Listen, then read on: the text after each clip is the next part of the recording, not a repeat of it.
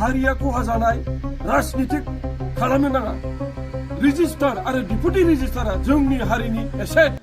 tribal स्टुडेन्टसफोरनि मोनद' हारिनि ST होनो थांनायनि बेरेखा सोमावसारनाया राजनितिकजों लोब्बा गैया बे फोरमान जाबाय मानोना बिथांमोननि सोमावसारनाया दिनैसिम सोलिगासिनो दं एसटि फिबो नङा भेलिबो नङा सिदा एसटि होनांगौ होननाया सोंखारिथाव क'क्राझार इउनिभार्सिटिनि रेजिस्ट्रार बड'लेण्ड इउनिभार्सिटिनि रेजिस्ट्रार आरो डिपुटि रेजिस्ट्रार बिथांमोनखौहाय रिलिज बा होखारनो नागिरनाया सोंखारिथाव दायो सारा बड'लेण्ड आरो आसामावनो मोनद' हारिनो एसटि होनायनि बेरेखायै सोमावसारनाय सोलिगासिनो दं थिग बैजों लोब्बा लाखिनानैनो जोंनि बड'लेण्ड ओनसोलनि ट्राइबेल फरायसाफ्रा माखासे सान सिगां बै सोमावसारनायखौ जागायो मोनसे माने सानसेखालि बै सोमावसारगिरि बिथांमोना बिटिसि सेक्रेटारियेटआवबो थांनानै सोमावसारो नाथाय बेवहाय माखासे जाथाय जानायाव बे जोंनि ट्राइबेल स्टुडेन्टफोरनि जायनाखि मोनद' हारिफोरनि एसटि होनायनि बेरेखा सोमावसारनाय बै सोमावसारनायखौ बिराद मानसिफ्रा राजनितिक दाग होनानै बन्द' खालामनो नाजाबाय थादोंमोन नाथाय सोमावसारनाया दिनैसिम सोलिगासिनो दं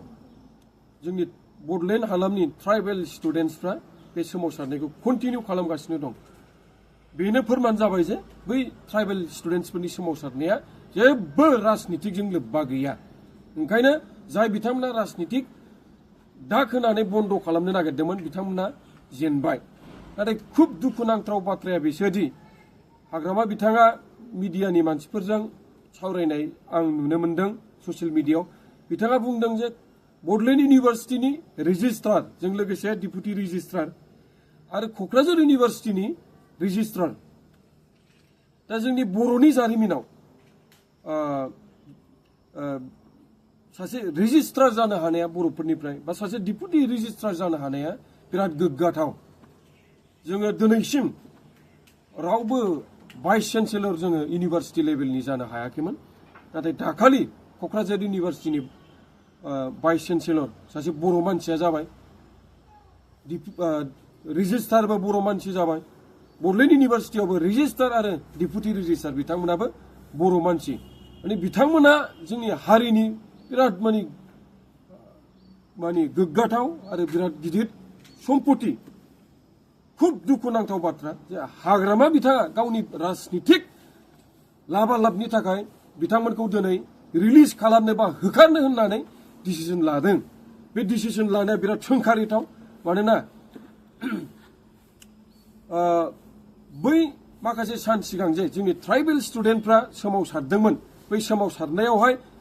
राजनितिक दाग होनानै बा बै जोंनि रेजिस्ट्रार डिपुटि रेजिस्ट्रार बिथांमोनाबो लोब्बा दं